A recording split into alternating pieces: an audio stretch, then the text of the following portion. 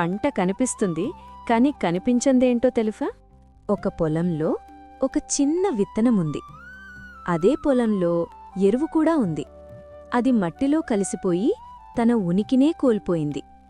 పొలాన్ని చూసుకునే రైతు ప్రతిరోజూ ఉదయం ఎండలోనూ వానలోనూ పొలంలో పనిచేస్తాడు. అతని చెమట నేలపై పడుతుంది, కాని ఎవ్వరికీ కనిపించదు. ఒకరోజు విత్తనం అడిగింది, నేనింత చిన్నదాన్నే, నన్నెవరు గుర్తిస్తారు? ఎరువు మౌనంగా చెప్పింది, నాకేమీ పేర్లేదు. అప్పుడు చెమట పలికింది, నేను కనిపించను, కాని నేను లేకపోతే ఈ నేల స్తందించదు.